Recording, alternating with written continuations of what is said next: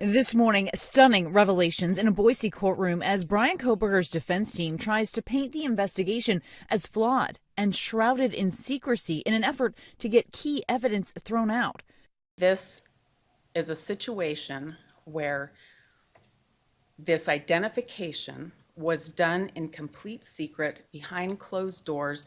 The former PhD student accused of stabbing 4 University of Idaho students to death in an off-campus home, while his lead defense attorney, Ann Taylor, reveals details of a surviving roommate's interview with authorities in the aftermath of the gruesome quadruple homicide.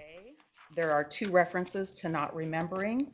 A couple of days later, there's the 3rd interview, and there's references to not remembering, being drunk, a statement, I don't know any of it.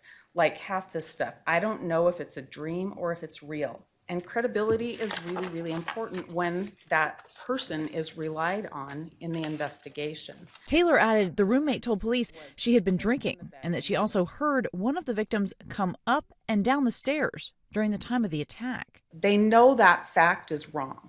Taylor says that information was never provided to the judge at the time, laying the groundwork for her to question the beginning of the investigation and collection of evidence, including DNA that authorities say was found on the button snap of a knife sheath at the crime scene. Authorities using investigative genetic genealogy to link Koberger to the crime, a tactic Taylor has long argued is flawed. Investigative genetic genealogy, or IgG, is the process by which law enforcement will take a sample of DNA and initially probably run it through what's called CODIS, a federal criminal database. But if there's no hit there, then law enforcement can take that DNA to a genetic genealogy database and see if they can take information from that database to see if that sample is related to someone. Koberger's DNA was later matched to trash pulled from the Pennsylvania neighborhood where he was with his parents when arrested. Koberger's lawyers, who say he is innocent, accuse the FBI of not having a warrant to work with the trash collection company. I think it is different when you have the FBI telling the trash man what to do.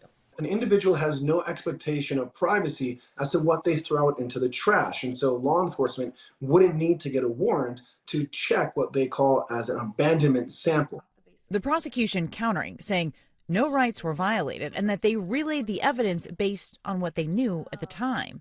And there is nothing obtained that was obtained in violation of any of the defendant's constitutional rights. The defendant has wholly failed to establish a single false statement or omission without which the magistrate would not have found probable cause. The proceedings private for most of the first day, cameras turned back on briefly, and the family of Kaylee Gonzalez forced to watch a live stream in the courthouse.